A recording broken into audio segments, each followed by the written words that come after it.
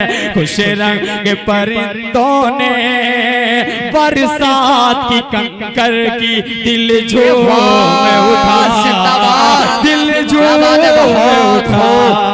बहुत उम्दा। दोस्तों आइए अब मैं बिला किसी तमहीद व ताख़ीर के तारुफ के तमाम जुमले जहाँ जाकर छोटे पड़ जाते हैं तब उस शख्सियत का नाम वहाँ से उभरता है जिनको पूरी दुनिया हज़रत मौलाना मुख्तारुल हसन साहब नौमानी शेखुल हदीस जामियातुज़ ज़ाहिदात अतरारी खैराबाद में हज़रत से निहायत अदब एहतराम से गुजारिश करता हूँ कि हज़रत माइक पर आएँ और अपने मवाइज़ हसना से हम तमाम सामाईन को मुस्तफ़ीज़ फरमाएँ।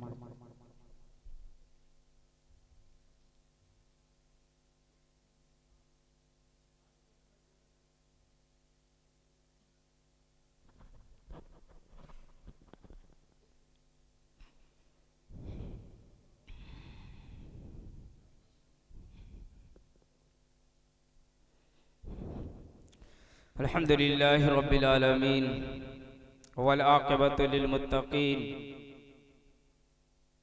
वस्सलातु वस्सलामु अला सय्यिदिल अंबियाइ वल मुरसलीन व अला आलिहि व अस्हाबिहि अजमईन, अम्मा बाद। फ़क़द क़ाल नबी सल्लल्लाहु अलैहि वसल्लम ज़य्यिनुल क़ुरआन बिअस्वातिकुम औ कमा क़ाल रसूलुल्लाह सल्लल्लाहु अलैहि वसल्लम। जनाब सदर इजलास और स्टेज पर रौनक अफरोज तमाम उलमा और मेहमान इज़ाम और मुअज़्ज़ज़ सामीन,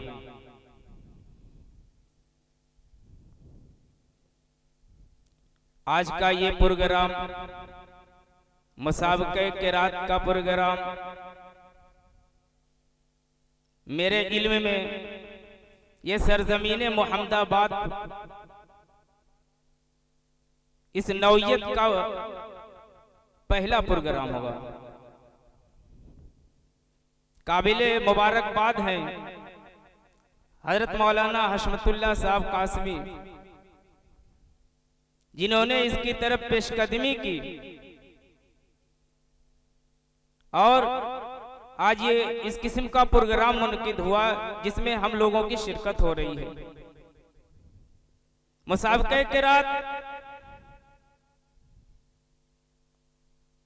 ये एक रेस है, एक दूसरे से आगे बढ़ने की तजवीज़ में कोशिश करना, कुरान को सही पढ़ने में कौन सबसे आगे निकलता है,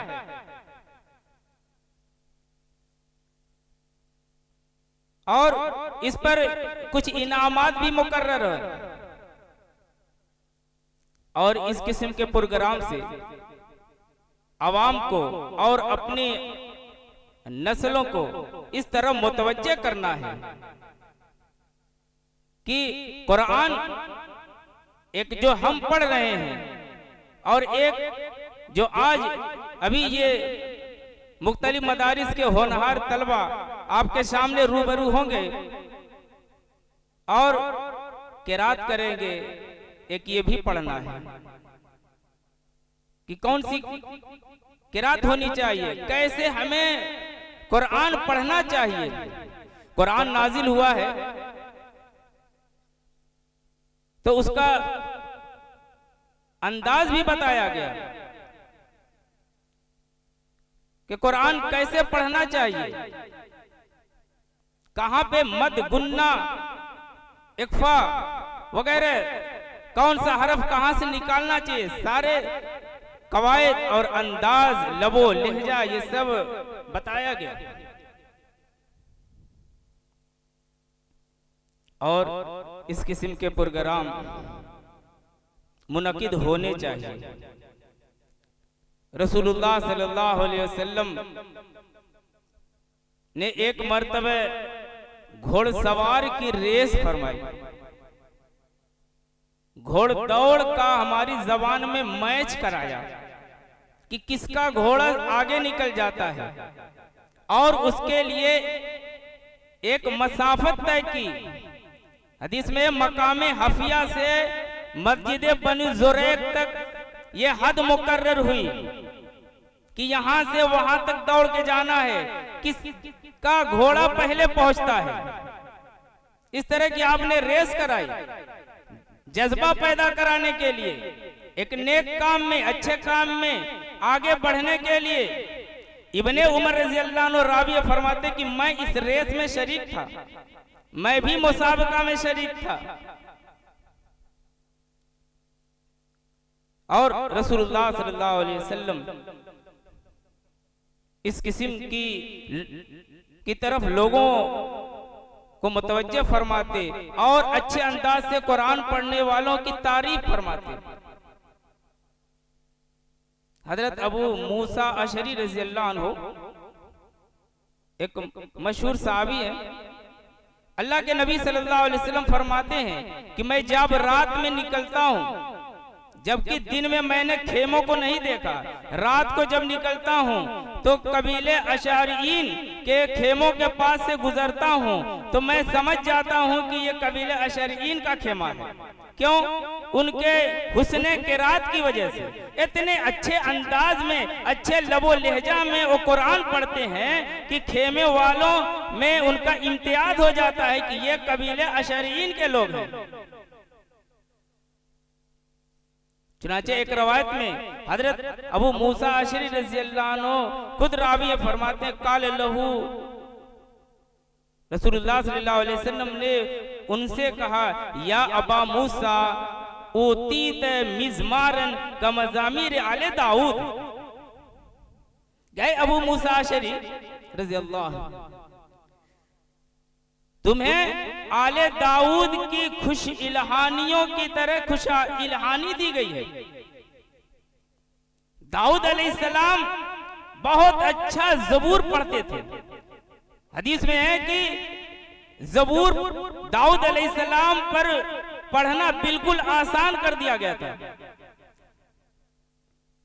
अपने घोड़े के मुताल्लिक कहते कि इस पर जीन कसो, अभी जीन कसी जाती, उधर जीन कस के खादिम फारिग होता, इधर पूरी ज़बूर शुरू से आखिर तक पढ़ लेते।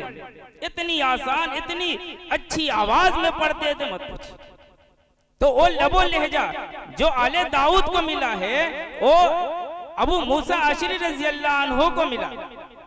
ऊतीता मिज़मारन के अबू मूसा तुमको खुश इल्हानी दी गई। अरबी में मिज़मार कहते हैं बांसुरी को। बांसुरी की आवाज बड़ी सुरीली होती है, आदमी बांसुरी की आवाज सुने तो मस्त हो जाता है। नागिन सांप सुने तो क्या है, वो मस्त हो जाता है। तो खुश इल्हानी, कुरान को खुश इल्हानी के साथ पढ़ना ये बहुत एक बेहतरीन काम। इस पर आपने तारीफ फरमाई और इसमें मुकाबिला होना चाहिए कि मैं कितनी अच्छी आवाज से पढ़ता हूँ, मैं कितनी तजवीद के रियायत के साथ कुरान पढ़ता हूँ। इसमें एक दूसरे के साथ मुकाबिला होना चाहिए, रेस होना चाहिए, आगे बढ़ने की कोशिश होनी चाहिए कि मैं लबो लहजा में फला से आगे निकल जाऊं, मैं कुरान फला से अच्छा पढ़ने लगूं। रसूलुल्लाह सल्लल्लाहु अलैहि वसल्लम एक हदीस में फरमाते हैं, ला हसद इल्ला फी इस्नैन, कि हसद जायज नहीं है मगर दो शख्सों के मुताल्लिक। हसद से मुराद वहां पे गिबता लिया गया है। हसद तो कहते हैं किसी की ज़वाल नेमत की तमन्ना करना। किसी को अल्लाह ने कोई नेमत अता फरमाई है तो उसके ज़वाल की तमन्ना और ख्वाहिश करना कि उसको जो नेमत मिली है वो नेमत उससे छिन जाए, मुझे मिले कि किसी को मिले, लेकिन उसके पास से वो नेमत छिन जाए। ज़वाले नेमत की, किसी के ज़वाले नेमत की तमन्ना करना ये हसद है। वो मुझे मिले, किसी को मिले, उससे छिन जाए। लेकिन गिबता में ये पहलू नहीं, बल्कि गिब्ता ये होता है कि ज़वाले नेमत के बगैर, ज़वाले नेमत के बगैर तमन्ना करना कि फला को जो नेमत मिली हुई है वो नेमत उससे न छीने, वैसे ही नेमत मुझे भी मिल जाए। तो इस तरह से गिब्ता करना कि फला कारी साहब जिस तरह पढ़ते हैं, ए अल्लाह मुझे भी वैसा फन अता फरमा दे। तो दो शख्सों के बारे में गिब्ता करने जायज, एक रजुलुन आताहुल्लाहुल कुरान यकूमु बिही आना अल-लैल, कि एक वो शख्स है जिसको अल्लाह ताला ने कुरान की दौलत से नवाजा है और उसको रात में खड़े होकर पढ़ता है। व रजुलुन आताहुल्लाहु मालन यतसद्दक़ु बिही आना अल-लैल व आना अन-नहार, एक वो दूसरा वो शख्स जिसको अल्लाह ने माल दौलत से नवाजा है और वो दिनों रात खूब सदका करता है। तो ये इस किस्म की ख्वाहिश करना कि ऐ अल्लाह मुझे ऐसे लोगों जैसा बना दे, तो उसी में साहिब कुरान के साथ गिब्ता करना कि ऐसे ही मुझे भी बेहतरीन अंदाज से कुरान पढ़ने वाला बना दे। बहरहाल मैं बहुत ज्यादा आपके सामने गुफ्तगू नहीं करूंगा, क्योंकि इस असल प्रोग्राम मुसाबका क़िरात का है और इसके बाद भी अभी एक मुकर्रिर और आएंगे आपके सामने, इसलिए मैं इन्हीं सब बातों पर अपनी बातों को खत्म करके आपसे रुखसत होता हूँ। वाखिर दाम अल्हम्दुलिल्लाह।